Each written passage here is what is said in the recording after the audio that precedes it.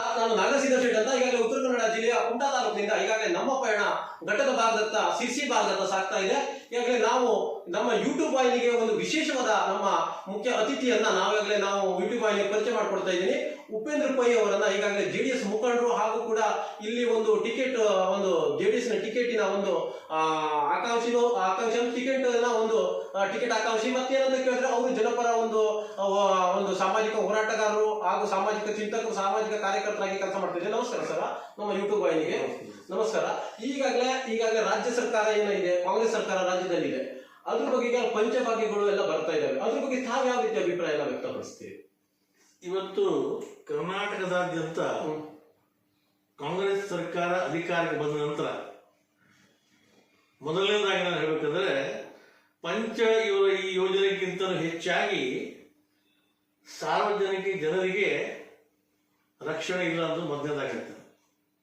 ಯಾಕಂದ್ರೆ ಇಡೀ ರಾಜ್ಯದಲ್ಲಿ ಇವತ್ತು ಗುಂಡಾಗಿರಿ, ಪೊಲೀಸ್ ಸ್ಟೇಷನ್ಗಳ ಮೇಲೆ ಬೆಂಕಿ ಹಾಕೋದು, ಸಾರ್ವಜನಿಕವಾಗಿರ್ತಕ್ಕಂಥ ಪೊಲೀಸ್ ಇಲಾಖೆಗೆ ಇವತ್ತು ರಕ್ಷಣೆ ಇಲ್ಲ.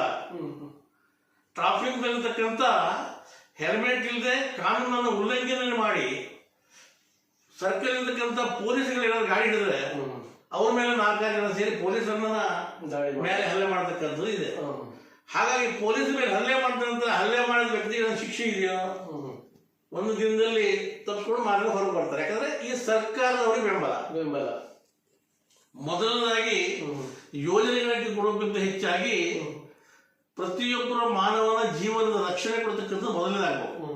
ಅದು ಯಾವ ಸರ್ಕಾರ ಅಂತ ಯಾವುದೇ ಸರ್ಕಾರ ಆದರೂ ಶಾಂತಿ, ನೆಮ್ಮದಿ, ಸಹನೆ, ಪ್ರೀತಿಯಿಂದ ಬಾಳತಕ್ಕಂಥ ವಾತಾವರಣ ಸರ್ಕಾರ ಸೃಷ್ಟಿ ಮಾಡಬೇಕು ಮೊದಲನೇದಾಗಿ. ಅದನ್ನು ಹೊರತು ಇವತ್ತು ಗೋವಿನ ವಿಷಯದಲ್ಲಿ ಕೂಡ ತಾವು ನೋಡಿದ್ವಿ. ಪ್ರತಿನಿತ್ಯ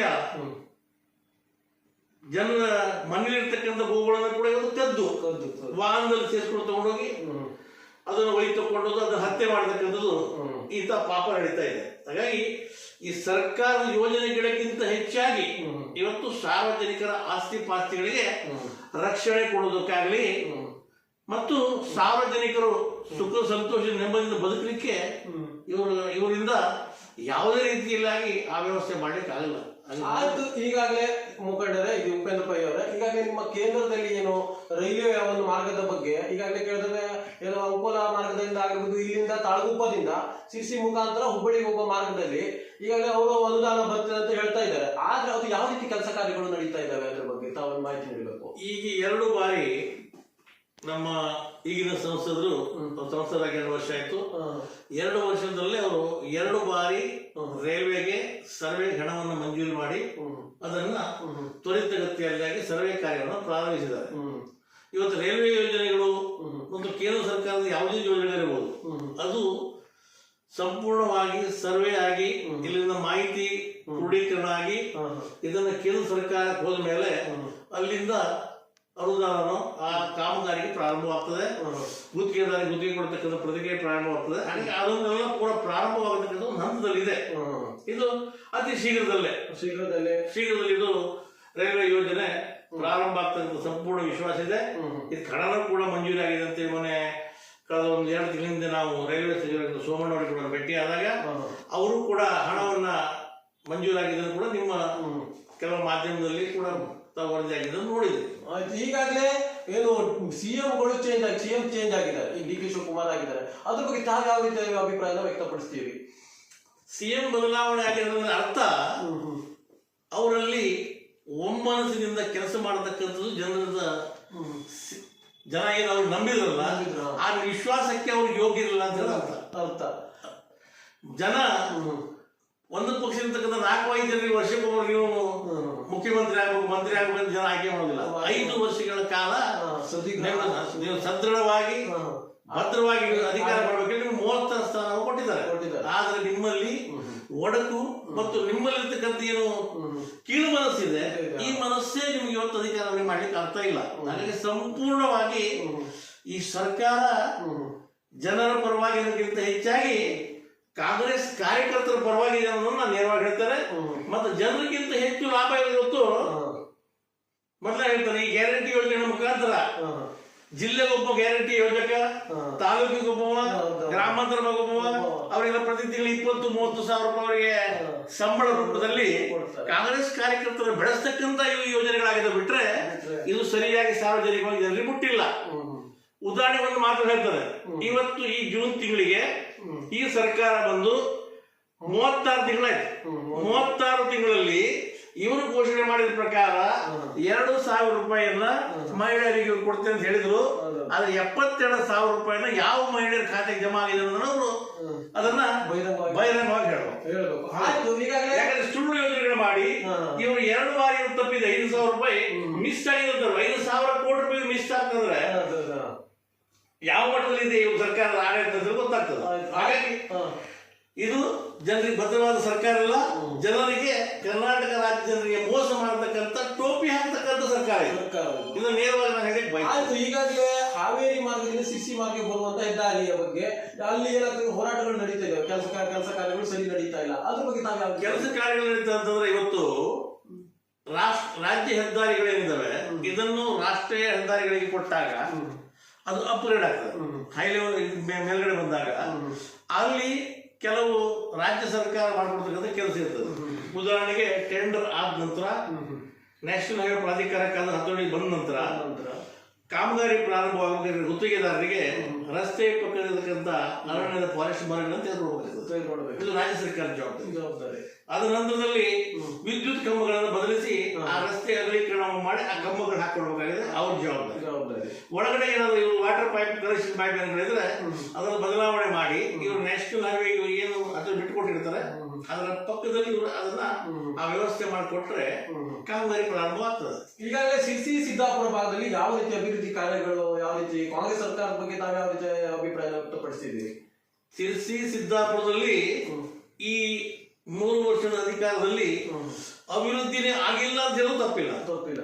ಯಾಕಂದ್ರೆ ಹಿಂದಿನ ಕಾಮಗಾರಿಗಳಿಗೆ ಮುಗಿಸ್ಲಿಕ್ಕೆ ಆಗ್ತಾ ಇಲ್ಲ.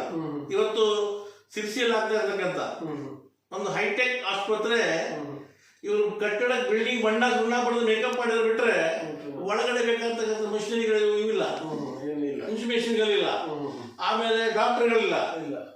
ಹಾಗಾಗಿ ಬಿಲ್ಡಿಂಗ್ ಇದೆ, ಒಳಗಡೆ ಡಾಕ್ಟರ್ ಇಲ್ಲ. ಹಾಗಾಗಿ ಇದು ಅಭಿವೃದ್ಧಿ ಅಂತ ಹೇಳ್ಬೇಕು. ನಾವು ಇದಕ್ಕೆ ನಾವು ಏನಂತ ಹೇಳಬೇಕು, ಜನ ಏನು ತಿಳ್ಕೊಳ್ಬೇಕು.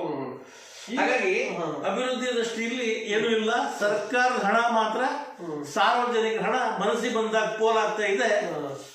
ಜನಪ್ರತಿನಿಧಿಗಳು ಮತ್ತು ಬಹುಶಃ ಕಾಂಗ್ರೆಸ್ ಕಾರ್ಯಕರ್ತರು ಒಳ್ಳೆ ಆರೋಗ್ಯವಾಗಿ ಸಶಸ್ತ್ರರಾಗಿದ್ದಾರೆ ಅಂತ ಹೇಳ್ಬೋದು. ಆಯ್ತು. ಈಗಾಗಲೇ ನಿಮ್ಮ ಒಂದು ಮೈತ್ರಿ ಸರ್ಕಾರ ಇದೆ, ಬಿಜೆಪಿ ಹಾಗೂ ಜೆಡಿಎಸ್. ಆದ್ರೆ ಅಲ್ಲಿ ಏನಾಗ್ತಿದೆ ಅಂತ ಹೇಳಿದ್ರೆ ಪೆಟ್ರೋಲ್ ದರ ಗಗನಕ್ಕೇರಿದಂತ ಆರೋಪಗಳು ಬರ್ತಾ ಇದ್ದಾವೆ. ಅದ್ರ ಬಗ್ಗೆ ತಾವ್ಯಾವ ರೀತಿ ಅಭಿಪ್ರಾಯವನ್ನು ವ್ಯಕ್ತಪಡಿಸ್ತೀವಿ?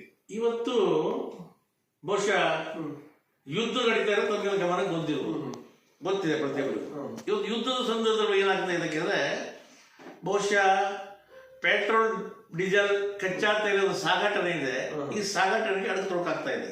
ಹಾಗಾಗಿ ಗ್ಯಾಸ್ ಸಿಲಿಂಡರ್ ರೇಟ್ ಕೂಡ ದರ ಏರಿಸಬೇಕಾಯ್ತು. ಆಮೇಲೆ ಬರತಕ್ಕಂಥ ತೈಲಕ್ಕೆ ಹೆಚ್ಚಿನ ವೆಚ್ಚ ಆಗೋದ್ರಿಂದ ಡೀಸೆಲ್ ಪೆಟ್ರೋಲ್ ಏರಿಸಬೇಕಾಯ್ತು.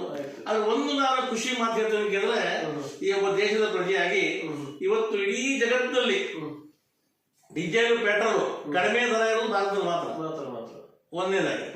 ಇನ್ನು ಕರ್ನಾಟಕದ ಬಗ್ಗೆ ನಾನು ಹೇಳ್ಬೇಕಂತಂದ್ರೆ ಕರ್ನಾಟಕದಲ್ಲಿ ಡೀಸೆಲ್ ಮತ್ತು ಪೆಟ್ರೋಲ್ ಹೆಚ್ಚಾಗ್ಲಿಕ್ಕೆ ಕಾರಣ ಈ ಕರ್ನಾಟಕದ ಕಾಂಗ್ರೆಸ್ ಸರ್ಕಾರ.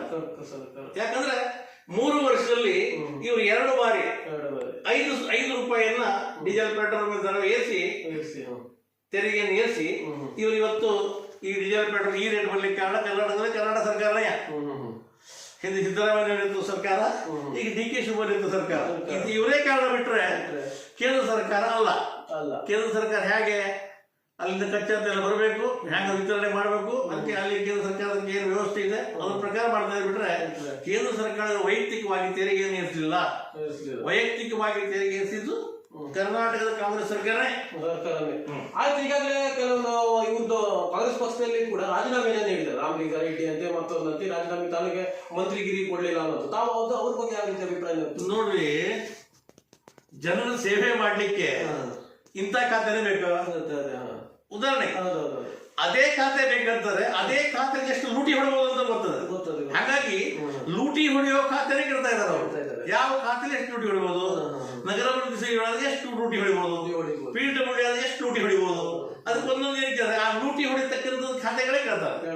ಜನರ ಸೇವೆ ಮಾಡೋರಿಗೆ ಯಾವ ಖಾತೆ ಮುಖ್ಯ ಅಲ್ಲ, ಜನ ಆಯ್ಕೆ ಮಾಡಿದಾರ, ಜನರ ಸೇವೆ ಮಾಡಬೇಕು ಪ್ರಾಮಾಣಿಕ ಬಂದವರಿಗೆ ಅವನಿಗೆ ಖಾತೆಗಳ ಸಂಬಂಧ ಇಲ್ಲ, ಒಟ್ಟು ಖಾತೆ ಬಯಸ್ತಾರ.